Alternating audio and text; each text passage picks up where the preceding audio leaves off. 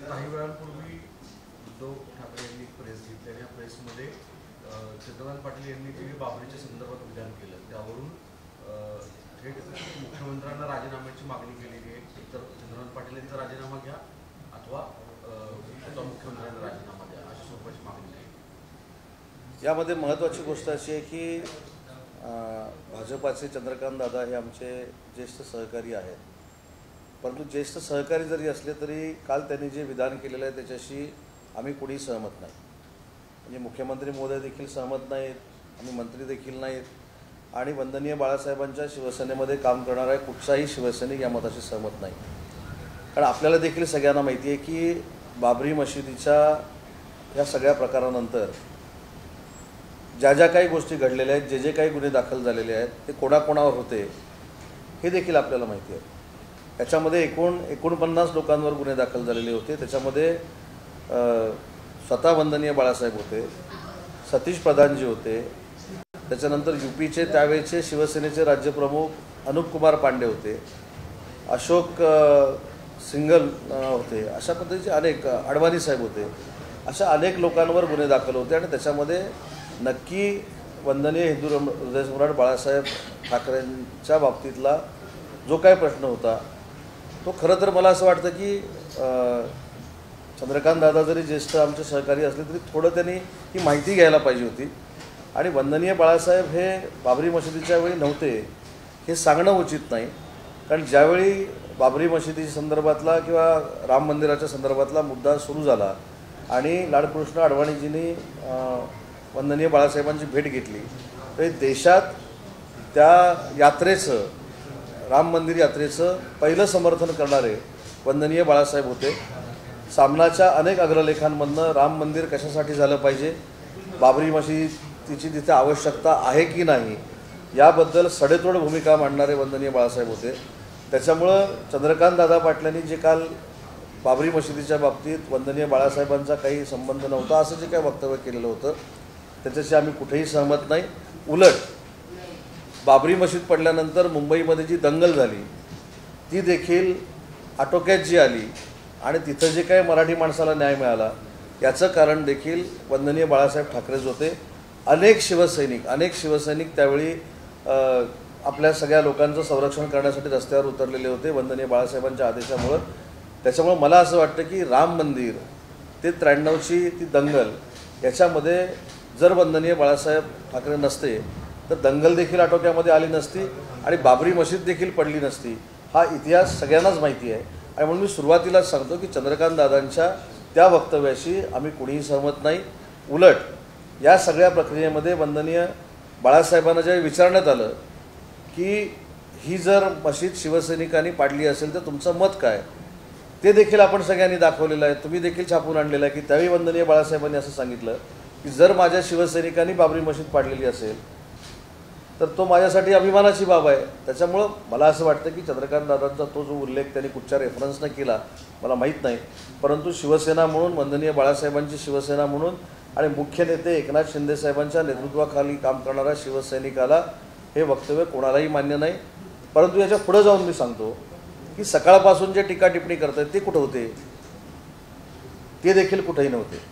वंदनीय बाळासाहेबांचा आदेश झाल्यानंतर शिवसैनिक हे रस्त्यावर होते, पण आजचे पत्रकार परिषद घेणारे सकाळ दुपार संध्याकाळ हे कुठेही नव्हते। त्याच्यामुळं चंद्रकांत दादांनी जे वक्तव्य केलं आहे त्याच्यामध्ये जर आम्ही सहमत असतो तर ह्या सगळ्या गोष्टी पत्रकार परिषद हे सगळं ठीक आहे, पण चंद्रकांत दादांच्या वक्तव्याच्या संदर्भामध्ये आम्ही सहमत नाही हे स्पष्टपणाने या ठिकाणी मी उल्लेख केलेला आहे आणि हे आमचं सगळ्यांचं स्पष्ट मत आहे। बाळासाहेबांचा अपमान झाला म्हणून शिंदे गट निषेध म्हणून राजीनामे देणार का असं प्रश्न सुद्धा चंद्रकांत दादा पाटलांच्या राजीनाम्याची मागणी करणार। स्वतः सीएमच्या दाऊदशी संबंध असणारे मंत्री ज्यावेळी जेलमध्ये गेले त्यावेळी कोणी राजीनामे दिलेत का? मुद्दा असा आहे की 2.5 वर्षातला आपला सगळा आपण कारभार जर विसरलो आणि या गोष्टीचं आपण हे करून की राजीनामा घ्या असं सांगायला लागलो, मग जे मंत्री दाऊदच्या सोबत होते ते पुराव्याने सिद्ध झाले त्यांचा पण आपण राजीनामा घेतला नाही जेलमध्ये गेल्यानंतर, त्याच्यामुळे दुसऱ्याचा राजीनामा द्या हा सांगण्याचा अधिकार कोणाला नाही। तरीसुद्धा चंद्रकांत दादांनी जे वक्तव्य केलं त्याचं समर्थन आम्ही कोणीही करत नाही।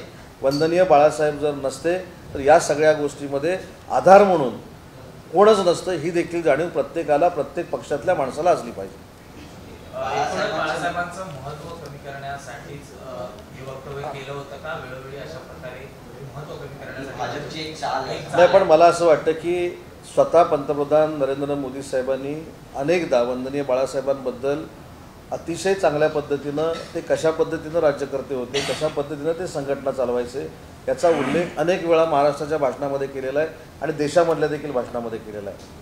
संरक्षण मंत्री अमित शहा जे आहेत त्यांनी देखील अतिशय चांगल्या पद्धतीचा उल्लेख अनेक वेळा बाळासाहेबांचा केलेला आहे. बाळासाहेबांकडनंच प्रेरणा घेऊन अनेक गोष्टी आम्ही संघटनात्मक करतोय हे देखील त्यांनी सांगितलेलं आहे. आणि म्हणून मला असं वाटतं की चंद्रकांत दादांचं वक्तव्य म्हणजे पूर्ण भाजपाचं वक्तव्य असं मानण्यामध्ये काय अर्थ नाही. याच्यामध्ये मुख्यमंत्री महोदय स्वतः चंद्रकांत दादांशी बोलतील आणि चंद्रकांत दादांच्या वक्तव्याशी आम्ही सहमत नाही हे स्पष्ट सांगितलं नाही. उद्धव ठाकरे असेही म्हणालेले आहेत की त्यावेळी कुणी नव्हता, ज्या पद्धतीने तुम्ही म्हटलं त्यावेळी मोदी देखील नव्हते किंवा इतर भाजपचे नेतेही त्यावेळी ज्यावेळी राम मंदिर संदर्भातलं प्रकरण जेव्हा समोर आलं होतं त्यावेळी तेही नव्हते, ते सगळे बिळात होते, मंदिर होते असं देखील टीका नाही. मला असं वाटतं की जे नव्हते ते सगळेच बिळात होते. म्हणून मगाशी देखील मी सांगितलं ना, आज चंद्रकांत दादांनी स्टेटमेंट केल्यानंतर जे सगळे पत्रकार परिषद घेत आहेत ते बाबरी मशीद पडली त्यावेळी कुठे होते याचं देखील क्लॅरिफिकेशन झालं पाहिजे. मला असं वाटतं की ही पत्रकार परिषद जी आहे की उद्धवजींनी जी पत्रकार परिषद घेतली त्याला उत्तर देण्यासाठी नाही, पण चंद्रकांत दादांनी जे वक्तव्य कदाचित अनावधानानं केलं असेल आता त्यांना ते विचारलं पाहिजे. पण त्या गोष्टीशी आम्ही सहमत नव्हतो, सहमत आता देखील नाही आहे आणि भविष्यात देखील असणार नाही. दादांनी मागच्या वेळी असं देखील म्हटलं होतं की छातीवर दगड ठेवून आम्ही मुख्यमंत्री म्हणून एकनाथ शिंदे यांना निवडलेलं आहे. एक लक्षात घ्या, त्याचं उत्तर देखील मी बहुतेक दिलेलं आहे की स्वतः महाराष्ट्राचं नेतृत्व करणारे उपमुख्यमंत्री देवेंद्रजी आहेत, देशाचं नेतृत्व करणारे ज्यांच्याकडनं देश अनेक अपेक्षा ठेवून आहे ते पंतप्रधान नरेंद्रजी आहेत, गृहमंत्री अमित शहा साहेब आहेत. मला असं वाटतं की त्यांनी भाजप म्हणून असं कुठेही म्हटलेलं नाही आणि भाजप म्हणून आज आम्ही जे भाजपबरोबर अलायन्स करून सरकारमध्ये आहोत ही नॅशनल अलायन्स आहे आणि त्याच्यामुळं कुठं आम्हाला संपवणं किंवा बाळासाहेबांचा अपमान करणं असा उद्देश वर्षातरी नेत्यांचा मला कुठं दिसत नाही. आणि म्हणून मी जबाबदारीनं वक्तव्य केलं की जर चंद्रकांत दादा अनावधानानं बोलले असतील तर ते मला माहिती नाही, त्यांच्याशीच चर्चा करावी लागेल. सर आता काही वेळापूर्वी ज्या उद्धव ठाकरेंनी फळीस घेतली त्यावेळी वारंवार शिंदे यांचा उल्लेख मिंदे करत होते. दुसरीकडे भाजपाच्या दावणीला हे मिंदे आमच्याशी गद्दारी केले ते त्यांच्याशी बरोबर राहत आहेत, त्यांच्याबरोबर राहत असे उल्लेख करत होते. यावर परत एकदा ते नॅरेशन सेट करतायत का उद्धव ठाकरे? ते होऊ शकत नाही सेट. आता त्याचं उदाहरण मी तुम्हाला सांगतो की 2 दिवसापूर्वी आम्ही माननीय शिंदेसाहेबांच्या नेतृत्वाखाली अयोध्येमध्ये होतो आणि या अयोध्येमधले तिन्ही दौरे हे मी स्वतःच्या डोळ्याने बघितलेले आहेत आणि मी तिथं उपस्थित होतो. अयोध्या दौऱ्यामधले 2 दौरे पूर्वीचे जे होते ते ओढून ताणून केलेले होते. ओढून ताणून म्हणजे कसे केले होते की काँग्रेस आणि राष्ट्रवादी काँग्रेस पक्षाबरोबर जरी आमची युती असली तरी आम्ही हिंदुत्व सोडलेलं नाही हे देशाला दाखवण्यासाठी, महाराष्ट्राला दाखवण्यासाठी केलेले ते इव्हेंट होते, याच्या पलीकडे काही नव्हतं. परंतु अयोध्येचे दौरे आपण देखील सगळे त्या ठिकाणी होता, महाराष्ट्रातनं असलेली गर्दी आणि दुसरं म्हणजे की ज्या पद्धतीनं एकनाथ शिंदे साहेबांचं स्वागत करण्यासाठी उत्तर प्रदेशमधले लोक उपस्थित होती आणि उत्तर प्रदेशच्या लोकांनी देखील सांगितलं, संत महंतांनी देखील सांगितलं की आम्ही आपल्याच सगळ्या चॅनलमधनं आम्ही बघितलेलं आहे की संत महंतांनी सांगितलं की वंदनीय बाळासाहेबांचा विचार हा महाराष्ट्रामध्ये दुसरं कोणी पुढे नेत नाही, फक्त आणि फक्त एकनाथजी शिंदे पुढे नेत आहेत. हे संत महंतांनी आता आशीर्वाद दिल्यानंतर कोणी मिंदे म्हणावं खोके म्हणावं आम्हाला काही फरक पडत नाही. आदित्य ठाकरे यांनी सुद्धा आता अयोध्या दौऱ्यावर टीका केली ते म्हणजे की महाराष्ट्राची जी परिस्थिती ती सध्या पाकिस्तानसारखी झाली आहे आणि राज्यात मुख्यमंत्री कोण आहे ज्यांनी गद्दारी केली की ज्यांनी करायला लावली असा प्रश्न त्यांनी या ठिकाणी उपस्थित केला. 2 दिवसापूर्वीचा जो अयोध्या दौरा झाला त्याच्यामुळं प्रत्येकाला प्रत्येकाचं अस्तित्व आता कळायला लागलेलं आहे. आता बघा 8-15 दिवसामध्ये हे शब्द जे प्रयोग बाजूला झाले होते ते परत ओथट झालेले शब्द गद्दार, खोके, मिंदे हे परत यायला सुरुवात झालेली आहे. त्याच्यामध्ये EVMवर त्यांनी देखील पत्रकार परिषदेमध्ये शंका व्यक्त केलेली आहे. पहिली गोष्ट की महाविकास आघाडीतलेच नेते EVMवर विश्वास व्यक्त करतात. महाविकास आघाडीतलेच काही नेते EVM नको म्हणून सांगतायत. माझं म्हणणं आधी स्वतः एकमत करावं, कोण कुठच्या सभेला महाविकास आघाडीच्या आले नाहीत त्याचा अभ्यास करावा, ते किती नाराज आहे त्याचा अभ्यास करावा आणि मग महाविकास आघाडी विरुद्ध शिवसेना भाजप अशा पद्धतीनं मुकाबल्याला सज्ज व्हावं. मला असं वाटतं की ज्यांनी ज्यांनी पत्रकार परिषद घेतल्या त्या फक्त अयोध्येचा दौरा यशस्वी झाला म्हणून घेतला आहे.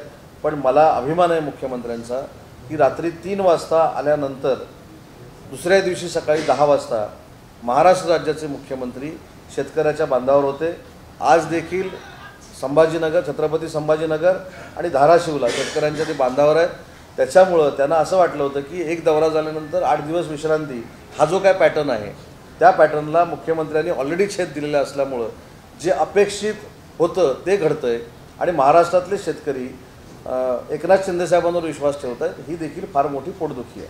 बच्चू कडू यांनी प्रश्न उपस्थित केला की 2024 नंतर मंत्रिमंडळाचा विस्तार होणार आहे, पण बंडखोरी होईल असं काही वाटत नाही. मात्र लोकांमध्ये, नेत्यांमध्ये अस्वस्थता नक्कीच आहे. ठीक आहे, मंत्रिमंडळाच्या विस्तारावर आपण नंतर बोलू. कारण ही आता जी पत्रकार परिषद आहे ती फक्त आणि फक्त वंदनीय बाळासाहेबांचा जो विचार आहे तो बाबरी मशिदीच्या वेळी काय होता, मुंबईच्या दंगलीच्या वेळी काय होता, या संदर्भातलं स्पष्टीकरण करण्यासाठी होतं. आणि म्हणून मी सांगितलं की या सगळ्या बाबतीमध्ये जी काय वक्तव्य झाली त्याच्याशी आम्ही सहमत नाही. वंदनीय बाळासाहेबांचाच विचार एकनाथ शिंदे पुढे घेऊन जात आहे हे अयोध्येतल्या शेकडो संत महंतांनी सांगितलेलं आहे. त्याच्यामुळं महाराष्ट्रातल्या कुठच्याही नेत्याची आम्हाला सर्टिफिकेटची आवश्यकता नाही. आणि 2.5 वर्षामध्ये अशा पद्धतीचे फील्डवर जाऊन दौरे कुठेही झाले नाहीत. कोणीही कोणाला शेतकऱ्यांना भेटलं नाही, कारण त्यावेळी आम्ही देखील मंत्रिमंडळामध्ये होतो. त्याच्यामुळं आज देवेंद्रजी असतील, मुख्यमंत्री एकनाथजी शिंदे असतील, हे लोकांमध्ये जाऊन लोकांना भेटत आहेत. हीच पोटदुखी काही लोकांना फार मोठ्या पद्धतीनं निर्माण झाली. शेवटचा प्रश्न, स्वातंत्र्यवीर सावरकरांबद्दल आज मुख्यमंत्र्यांनी ट्विट केलेलं आहे आणि 28 मेचा जो दिवस आहे तो स्वातंत्र्यवीर सावरकर गौरव दिवस म्हणून साजरा केला. कशा पद्धतीची तयारी असणार आणि मुंबईत काय काय पाहणार? नाही, त्याच्याबद्दल मला आधी पत्रकार परिषदेला मला एक विचारायचं आहे, ही बुद्धी त्यांना का झाली नाही? स्वातंत्र्यवीर सावरकर गौरव दिन हा मुख्यमंत्र्यांनी जाहीर एवढ्यासाठीच केला आहे की ज्या पद्धतीनं महात्मा गांधी जयंती आहे, लोकमान्य टिळक जयंती आहे, अन्य जयंत्या आपण राष्ट्रीय पुरुषांचा करतो, तसे सावरकर देखील शालेय शिक्षण घेत असताना विद्यार्थ्यांना कळले पाहिजे, उच्च शिक्षण घेत असताना विद्यार्थ्यांना कळले पाहिजे, जनतेला कळले पाहिजेत. त्याच्यातनं शासनाचे देखील स्वातंत्र्यवीरांवरचे कार्यक्रम झाले पाहिजेत. यासाठी हा दिवस 28 मे हा दिवस स्वातंत्र्यवीर गौरव दिन हा साजरा करण्याचा निर्णय मुख्यमंत्र्यांनी उपमुख्यमंत्र्यांनी घेतलेला आहे. मला असं वाटतं की ह्याला काम म्हणतात, नाही दिलेला शब्द पूर्ण करणं म्हणजे करून दाखवलं कशाला म्हणतात, तर ते याला म्हणतात की स्वातंत्र्यवीर गौरव दिन हा मुख्यमंत्री आणि उपमुख्यमंत्र्यांनी जाहीर केला. सर, हिंदी में सवाल, एनसीपी प्रमुख शरद पवार ने स्वतंत्रवीर सावरकर को लेकर बयानबाजी ना की जाए इस तरह की चेतावनी अपने बैठक में दी थी. राहुल गांधी को भी बोला था. बावजूद उसके वायनाड में देखा जा रहा है कि सावरकर के खिलाफ पोस्टरबाजी हो रही है और महाविकास आघाड़ी इसके ऊपर कुछ बोल नहीं रही. ये पहले से ही था. 9 महीने पहले एकनाथ शिंदे साहब ने उठाव इसलिए किया था कि स्वतंत्रवीर सावरकर की जो रणनीति थी वो देश के स्वतंत्रता के लिए थी. लेकिन स्वतंत्रवीर सावरकर जी का हर बार अपमान करना, उनके ऊपर टीका करना, ये जो राहुल गांधी कर रहे हैं उनका निषेध हमने किया है. एकनाथ जी शिंदे साहब ने किया है, देवेंद्र जी ने किया है. लेकिन महाविकास आघाड़ी के किसी भी नेता ने शिंदे साहब के ऊपर टीका की है, उनकी बदनामी की है, लेकिन स्वतंत्रवीर सावरकर के बारे में जो राहुल गांधी और राहुल गांधी के कॉन्स्टिट्यूंसी में जो लोग कर रहे हैं उसके ऊपर टीका नहीं की. तो इस वजह से हमने उठाव किया था और हम बीजेपी के साथ आए. अभी इसके ऊपर बयान उन्होंने देना चाहिए. चंद्रकांत दादा ने जो किया उसका समर्थन हम नहीं कर रहे, लेकिन इसके ऊपर भी बयान. अभी महाविकास आघाड़ी का क्या होगा? जो बची हुई शिवसेना है वो अभी कांग्रेस के साथ रहेगी या नहीं रहेगी? शरद पवार साहब ने बोलने के बाद भी अगर कांग्रेस वाले ऐसा कर रहे हैं तो पवार साहब की राष्ट्रवादी भी उनके साथ रहेगी कि नहीं रहेगी, ये उनको बयान देना चाहिए. चंद्रकांत पाटिल का बयान आया, उसके बाद उद्धव ठाकरे कह रहे हैं कि बाला साहब के अपमान करने वालों के साथ अगर सरकार में रहते हैं तो बाला साहब ठाकरे का नाम लेने का उनको कोई अधिकार नहीं और मुख्यमंत्री आपकी इस्तीफा या चंद्रकांत पाटिल के इस्तीफा. सर, इसी के एडिशन में उन्होंने अभी क्लैरिफिकेशन भी दिया है. नहीं ये पहली बात ऐसे है, कल जो प्रेस कॉन्फ्रेंस मेरे प्रेस कॉन्फ्रेंस में मुलाकात हो गई थी चंद्रकांत दादा की, उन्होंने स्टेटमेंट किया था, उससे कोई भी हम सहमत नहीं है. क्योंकि वंदनीय बाला साहब का जो बाबरी मस्जिद के बारे में सुझाव था या बयान था, आप सबको मालूम है, हर बार उन्होंने सामना में लिखा था. उसके बाद जो राइड हो गई थी मुंबई में, उसको बचाने के लिए भी वंदनीय बाला साहब ठाकरे आगे थे। इसलिए चंद्रकांत दादा ने जो कुछ बयान दिया है उससे हम सहमत नहीं हैं। लेकिन अभी रिज़ाइन की जो बात चल रही है, राजीनामा की जो बात चल रही है, तो पिछले 2.5 साल में जो दाऊद के साथ जिनका कनेक्शन था, उनको जेल हो गई थी, वो जेल में जाने के बाद भी उनका इस्तीफा नहीं दिया था। इसका भी रीज़न आगे आना चाहिए ना, क्यों रिज़ाइन नहीं लिया था। तो ठीक है, रिज़ाइन के बारे में जो कुछ करना है, क्या करना है, आगे कैसा जाना है, उनसे क्या बात करना है, वो मुख्यमंत्री एकनाथ जी शिंदे और देवेंद्र जी पक्का करेंगे। उनका कहना है कि ये जो लोग अभी बोल रहे हैं कहीं नहीं थे, चाहे केंद्र के बीजेपी के लोग हो या राज्य के हो, ये सब चूहे बिल में छुपे हुए थे। नहीं, ये कहाँ थे जब बाबरी मस्जिद गिरी थी? तब प्रेस कॉन्फ्रेंस लेने वाले सब कहाँ थे? इसका भी खुलासा होना चाहिए। सर, चंद्रकांत पाटिल ने जो है क्लैरिफिकेशन भी दिया है। उन्होंने कहा है मैं बात करूंगा फोन करके उद्धव ठाकरे से। उन्होंने कहा है कि ये सब कोई पार्टी के नहीं थे, बट विश्व हिंदू परिषद के बैनर के नीचे सारे कार्यकर्ता गए थे वहाँ बाबरी मस्जिद में। नहीं, उन्होंने क्या बयान देना है, क्या नहीं देना है, ये उनकी जिम्मेदारी है। नहीं, उनको क्लेरिफिकेशन करना चाहिए ना, क्योंकि इतिहास ये दिखाता है कि जो वहाँ केस दाखिल हुए थे उसमें बाला साहब भी थे। मैंने नाम भी बताया ना आपको कौन कौन थे। अडवाणी साहब पहली बार महाराष्ट्र में जब रैली के बैकग्राउंड पे आए तो पहला समर्थन देश में वंदनीय बाला साहब ने किया था। तो इसका बयान चंद्रकांत दादा ने देना चाहिए, और उनके बयान से, कल के बयान से हम सहमत नहीं हैं।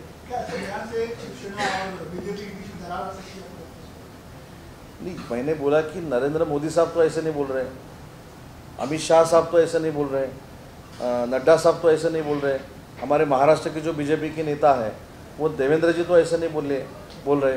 तो ये जो चंद्रकांत दादा का बयान है वो मेरे ख्याल से उनका पर्सनल रहेगा, पार्टी का नहीं है।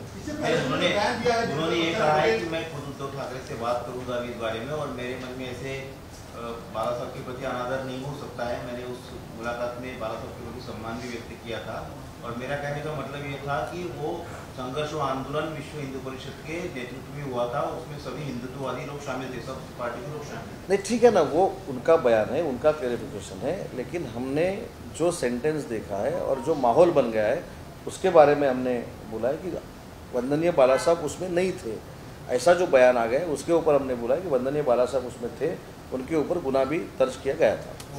बाला साहब का महत्व भी कम करने की साजिश हो रही है बीजेपी की तरफ से, उद्धव जी ने। इसके ऊपर मैंने जवाब दिया है कि बाला साहब पंतप्रधान नरेंद्र मोदी साहब को भी आदरणीय है, हर बार वो बोलते हैं, अमित शाह साहब बोलते हैं, राजनाथ सिंह साहब बोलते हैं, नड्डा साहब बोलते हैं। एक व्यक्ति ने ऐसा करने के बाद बाला साहब का महत्व कोई कम कर रहा है, ऐसा जब कोई बोल रहा है तो उचित नहीं है। सबको वंदनीय बाला साहब का जो संदेश था वंदनीय बाला साहब का कि हिंदुत्व कैसा आगे लेके जाना है, हिंदुत्व में क्या करना चाहिए, किसके साथ अलायंस करना चाहिए, कांग्रेस के साथ नहीं जाना चाहिए, ये सब फॉलो कर रहे हैं ना मुख्यमंत्री एकनाथ शिंदे साहब कर रहे हैं, और उनको सपोर्ट नरेंद्र मोदी साहब और शाह साहब कर रहे हैं। सर, गौतम अडानी के विषय को लेकर जेपीसी की जाए, इन्वेस्टिगेशन हो, ये लगातार कांग्रेस मांग कर रही है, बावजूद उसके शरद पवार कह रहे हैं कि इसकी कोई जरूरत नहीं है। आप उद्योग मंत्री है, आप नहीं, शरद पवार साहब एक सीनियर लीडर है, देश के लीडर है, क्या करना चाहिए उनको अच्छी तरह से पता है। उन्होंने ये भी बयान दिया है कि एक इंडस्ट्रियलिस्ट जो रहता है उसके ऊपर ऐसा डायरेक्ट अटैक करना ये देश के आर्थिक ग्रोथ के लिए भी अच्छा नहीं है। और उन्होंने सुप्रीम कोर्ट में अगर मैटर चालू है तो ये कमेटी क्यों चाहिए, ये उन्होंने कहा है। वो सीनियर लीडर है, उसमें कोई तथ्य रहेगा। लेकिन कांग्रेस ने कह रही है, कल पृथ्वीराज चौहान ने कहा कि ये बीजेपी की और मोदी जी की चाल है कि विपक्ष की किसी बड़े नेता को खड़ा कर दो और उनका समर्थन करवाने। यही मैं बोल रहा हूँ कि प्रेस कॉन्फ्रेंस लेके सिर्फ शिंदे शिंदे शिंदे, फडणवीस फडणवीस फडणवीस ये करने के बजाय महाविकास आघाड़ी में क्या चल रहा है, नाना पटोले साहब क्यों नहीं थे मीटिंग में, ये भी क्लैरिफिकेशन होना चाहिए। अभी पृथ्वीराज बाबा अगर ऐसा कर रहे हैं कि शरद पवार साहब के मुँह से ये जो आता है वो नरेंद्र मोदी साहब और अमित शाह बोल रहे हैं, तो ये महाविकास आघाड़ी में क्या चल रहा है ये तो क्लैरिफिकेशन होना चाहिए। तो महाविकास आघाड़ी में कुछ भी अलबेल नहीं है, 2 साल बाद शिंदे और फडणवीस ही रहेंगे। नहीं, ये भी बातें सामने आ रही है और कहा गया है कि कुछ एनसीपी के नेता बीजेपी में शामिल हो सकते हैं। आने वाली दिनों में संपर्क में है सुधीर भवन में सरकार? उनका स्वागत है, बीजेपी वाले करेंगे, हम भी करेंगे युति करके। या आपके भी कोई संपर्क में है? मतलब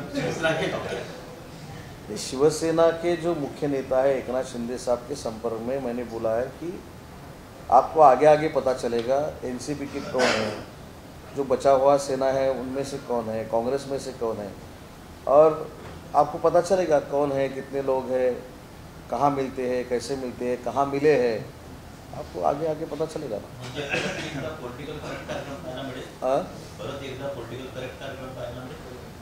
नाही, पॉलिटिकल करेक्ट कार्यक्रम ऑलरेडी झालेलाच आहे, फक्त तो कधी तुमच्यासमोर आणायचा याची तारीख ठरवत आहे। एक सवाल है कि आपके कधीपर्यंत मंत्री ही सरकार तारीख है, म्हणजे आप नया सरकार में मंत्री मंत्री पर आपको पूछ रहा हूँ कि कल ही केंद्र सरकार ने पोस्टल जो गाइडलाइंस है उसको लेकर नई पॉलिसी लाई है और मुंबई में भी इसका लाभ कई सारे पोस्टल एरिया के जो अनधिकृत बिल्डिंग्स थी, इमारत की, जिन लोगों का CRZ का उसमें गाइडलाइंस है, उनको राहत मिलेगी 50 मीटर्स का। हाँ, साथ ही साथ अमिताभ बच्चन ने भी एक अप्लाई किया था, जया बच्चन ने, कि उनके बंगले की फ्लोर राइट करा दी जाए, वो भी डिसीजन हुआ है। तो क्या डिसीजन है, इसको क्या फायदा होगा?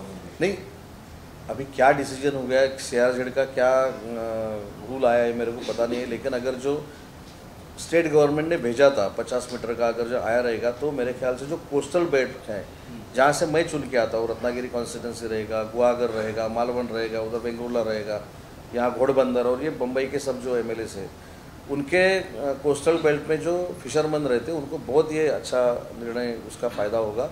और ये बच्चन साहब का जो कुछ मेरे को पता नहीं क्या अर्जी किया था, क्या हो गया मुझको मालूम नहीं, पता होने के बाद बोलना अच्छा है।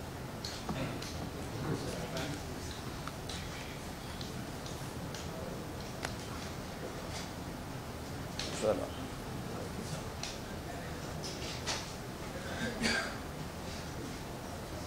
आता आपण CM साहेब यायला येतात अहमदनगर आणि धाराशिव। सर एक प्रश्न घ्या, मुख्यमंत्र्यांना धमकीचा परत मुख्यमंत्र्यांना धमकीचा पुण्यात नाही त्याला म्हणजे आयडेंटिफाय झालेला आहे आणि दुसरं राष्ट्रवादी काँग्रेसचं राष्ट्रवादी काँग्रेस पक्षाचा राष्ट्रीय दर्जा जो रद्द झालेला आहे, मला असं वाटतं की तो एकाच पक्षाचा झालेला नाही। अशी वेगळी देखील चर्चा सुरू आहे की हा करून घेतलेला, अशातलं काही बघण्याकडे आप देखील जो पक्ष आहे ते आपला मिळाला आहे राष्ट्रीय दर्जा आणि 3 देशांचा काहीतरी 3 पक्षांचा काहीतरी कमी केलेला आहे। त्याच्यामध्ये निकषामध्ये काही निवडणूक आयोगाचे नियम असतील त्याच्या पद्धतीने तो निर्णय झाला आहे। असं कोणी करायला लावलाय, करायला लावला जर असता तर आपला पण मिळाला नसता। सर ये सवाल हिंदी में बता दीजिए कि एनसीपी का आज सकाळी जीव मारण्याचा धमकीचा फोन आला होता आणि या प्रकरणी पोलीस तपास करतात, कसं पाहता? मी याच्याकडे मला पोलीस डिपार्टमेंटच्या सगळ्याच अधिकाऱ्यांना एक सूचना करायची आहे की ह्याच्याकडे गांभीर्यानं बघितलं पाहिजे। हे आता रोज रोज व्हायला लागलेलं आहे, याच्या मागं कुठची शक्ती आहे हे शोधून काढणं देखील गरजेचं आहे। आणि कोणाला जर असं वाटत असेल अशी धमक्यांचे फोन आणि येऊन जर मुख्यमंत्री थांबतील तर तो त्यांचा घोड गैरसमज आहे, पण चांगल्या पद्धतीची सुरक्षा ही एकनाथजी शिंदेना मिळाली पाहिजे। वेळ पडल्यास सेंट्रलची सुरक्षा असेल ती देखील दिली पाहिजे, कारण ज्या पद्धतीनं आज ते काम करत आहेत त्याच्यामुळं अनेकांचे धाबे दणाणलेले आहेत आणि म्हणून असे कदाचित प्रयोग सुरू असतील, पण मुख्यमंत्री असल्या कुठच्याही गोष्टीला घाबरणार नाहीत। पण मला असं वाटतं की महाराष्ट्र सरकारचं तर पूर्ण सुरक्षा कवच त्यांच्यासोबत आहेतच, पण ॲडिशनल जर पाहिजे असेल तर महाराष्ट्र पोलिसने देखील त्याच्यामध्ये तत्परतेनं अजून सुरक्षा त्यांची वाढवली पाहिजे। सर, कालपासून एक मेसेज व्हायरल होतो, मुख्यमंत्री एकनाथ शिंदे हे मुख्यमंत्री पदाला रामराम करणार आणि राधाकृष्ण विखे पाटील यांच्या काळामध्ये मुख्यमंत्री पदाची माळ पडणार आहे। राधाकृष्ण विखे पाटील म्हणतात की माझ्या बदनामीचा हा सगळा कट आहे आणि हे मेसेजेस सगळे व्हायरल होतात सोशल मीडिया। आता राधाकृष्ण विखे पाटील साहेबांनी स्वतः जर याच्यावर खुलासा केला त्याच्यावर मी बोलण्यात काय अर्थ? त्यांच्या पद्धतीनं मेसेजेस व्हायरल नाही, स्वतः राधाकृष्ण विखे पाटलांनी सांगितलं ना, त्यांची बदनामी करण्यासाठी आहे। कदाचित कसं असतं राजकारणामध्ये, एखाद्याचं काम जर चांगलं चालू असेल तर तो आता मुख्यमंत्री होणार आहे, म्हणजे मोठ्या नेत्याच्या मनामध्ये त्याच्याबद्दल एक वेगळ्या पद्धतीचं वातावरण निर्माण करायचं ही काय आता जुनी स्टाईल आहे आणि त्या पद्धतीने ते असेल आणि त्याच्यावर खुलासा विखे पाटलांनी स्वतः केलेला आहे। मुख्यमंत्री को धमकियां आ रही है, पिछले दिनों आई थी, अभी फिर से आई है, क्यों ये फोन कर रहा है, ऐसा आपको लग रहा है? नहीं, उसके पूरा उसका इन्वेस्टिगेशन होना चाहिए और मैं महाराष्ट्र गवर्नमेंट की जो पुलिस है उनको भी सूचना करूंगा, हम सब सूचना करेंगे देवेंद्र जी को हम सब साथ में मिलेंगे कि अगर सुरक्षा जो है वो बढ़नी चाहिए सीएम साहब की, तो बढ़ानी चाहिए। सावरकर गौरव दिन मनाने की आपकी सरकार ने फैसला किया है, क्या है फैसला? स्वतंत्रवीर सावरकर का जन्मदिन 28 मई है और 28 मई को स्वतंत्रवीर सावरकर का पूरा चरित्र शालेय शिक्षण में शालेय शिक्षण, माध्यमिक शिक्षण, उच्च शिक्षण इसमें जाना चाहिए और गवर्नमेंट की तरफ से जाना चाहिए, इसलिए प्रयास है। क्या कार्यक्रम रहेगा? नहीं, अभी फाइनल नहीं होगा, उसका फ्रेमवर्क करेंगे हम 2-3 दिन में। पहले क्यों नहीं हुआ? आपको सवाल पूछा था पहले की सरकार ने। नहीं, पहले की आदत ही थी छत्रपति शिवाजी महाराज के नाम के ऊपर वोट मांगना, स्वतंत्रवीर सावरकर के नाम के ऊपर वोट मांगना, लेकिन उनके लिए कुछ नहीं करना, ये आदत ही थी। लेकिन शिंदे फडणवीस सरकार आने के बाद अभी देखो प्रतापगढ़ के नीचे जो इलीगल बांधकाम था वो भी स्ट्रक्चरल डिमोलिश हो गया। स्वतंत्रवीर गौरव दिन अभी हो रहा है, स्वतंत्रवीर गौरव यात्रा हो रही है, ये बदलाव है। आनंदराव अडसूळांनी एक वक्तव्य केलं, ते म्हणाले एकनाथ शिंदे यांनी जो काही प्रयत्न यावेळी केला, आधी 2 वेळा सुद्धा त्यांनी असे प्रयत्न केले। मी त्याचं तुम्हाला क्लॅरिफिकेशन आता प्रश्न विचारला म्हणून सांगतो। शिवसेना नेते आनंद अडसूळ साहेबांची जर पूर्ण मुलाखत तुम्ही जर बघितली तर त्याच्यामध्ये त्यांनी असं म्हटलेलं आहे की 2 ते 3 वेळा मुख्यमंत्री एकनाथजी शिंदे साहेबांनी हे जे काही घडामोडी घडतायत ते तत्कालीन मुख्यमंत्र्यांना, पक्षप्रमुखांना सांगण्याचा प्रयत्न केला, त्यांनी कुठेही फुटण्याचा प्रयत्न केला असं त्याच्यामध्ये म्हटलेलं नाही। त्याच्यामुळे थोडं गैरसमजातनं हे 2-3 वेळा एकनाथ शिंदे साहेबांकडून प्रयत्न झाले होते अशा पद्धतीचं चुकीचं येतं आहे। त्याच्यामध्ये स्पष्ट त्यांनी उल्लेख केला की 2 ते 3 वेळा तत्कालीन मुख्यमंत्री आणि तत्कालीन शिवसेनेचे पक्षप्रमुख आदरणीय उद्धवजींना एकनाथजी शिंदे साहेबांनी सांगण्याचा प्रयत्न केला असा त्याच्यामध्ये उल्लेख आहे। पण ते पुढे असं म्हणाले की मनाला काहीतरी बोचत होतं, नक्की बोचत होतं म्हणूनच 2 ते 3 वेळा बोलले ना ते, आणि ती काही त्यांची इच्छा नव्हती, आमच्या सगळ्या आमदारांची इच्छा होती की ज्या अलायन्समध्ये आपण लढलो, ज्या युतीमध्ये आपण लढलो, ज्या वंदनीय बाळासाहेबांचा आणि नरेंद्र मोदी साहेबांचा फोटो टाकून आपण लढलो त्याच्याबरोबरच अलायन्स करावी आणि सरकार आणावं ही आमची इच्छा होती, आमचा पाठपुरावा होता आणि आमचं नेतृत्व ते करत होते, म्हणून 2-3दा ते भेटायला गेले होते। सर, सोनिया गांधी ने पेपर की कॉलम में लिखा है और कहा है कि पीएम मोदी ने जो है वो 3 जो पिलर्स है, इंपॉर्टेंट पिलर्स डेमोक्रेसी के, वो डिस्ट्रॉय करने की कोशिश की। क्या कहना चाहिए? अभी उन्होंने ये कहा है तो उनके ऊपर क्या बात करेंगे। लेकिन मैं जब डावोस में गया था, अपना उद्योग विभाग का जो एग्जीबिशन था उसमें, तब मेरे को भी पता चला कि इंटरनेशनल लेवल पे नरेंद्र मोदी साहब का क्या कितना उनका, यानी हर एक जो देश वाला हमको मिलता था, मुझको मिलता था, सीएम साहब को मिलता था, तो पहले ये बोलता था कि आप जहाँ से आए हो वहाँ के पंतप्रधान नरेंद्र जी मोदी है, तो आप स्ट्रांग देश से आए हो।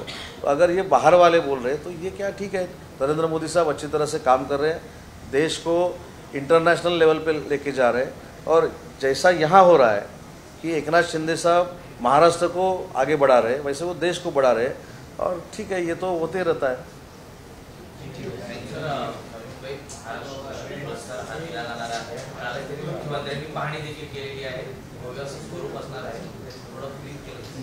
कालच संध्याकाळी 5:30 वाजता महाराष्ट्र राज्याचे मुख्यमंत्री आदरणीय एकनाथ शिंदे साहेबांनी खारघरमध्ये हा दौरा केला। महाराष्ट्रातले सगळे वरिष्ठ अधिकारी त्या ठिकाणी उपस्थित होते, पालकमंत्री म्हणून मी देखील उपस्थित होतो, शंभूराज देसाई आमचे मंत्री उपस्थित होते, आणि सगळ्या यंत्रणांचा आढावा स्वतः मुख्यमंत्री महोदयांनी घेतलेला आहे। महाराष्ट्र भूषण हा जो महाराष्ट्राच्या शासनाचा कार्यक्रम आहे, या कार्यक्रमाला किमान 18 ते 20 लाख लोक उपस्थित राहतील अशी शक्यता आहे। त्याच्यामुळे तिथली सगळी यंत्रणा ही कशा पद्धतीनं असावी यासाठी स्वतः मुख्यमंत्री महोदयांनी लक्ष दिलेलं आहे। पालकमंत्री या नात्यानं दररोज संध्याकाळी मी देखील आढावा बैठक त्या ठिकाणी घेणार आहे, आणि ज्या व्यक्तीचा हा सन्मान होतोय त्या व्यक्तीला मानणारे लाखो लोक त्या ठिकाणी येणार आहेत आप्पासाहेबांना, आणि म्हणून मला असं वाटतं की हा जो कार्यक्रम आहे हा महाराष्ट्राच्या इतिहासातला फार मोठा कार्यक्रम असेल।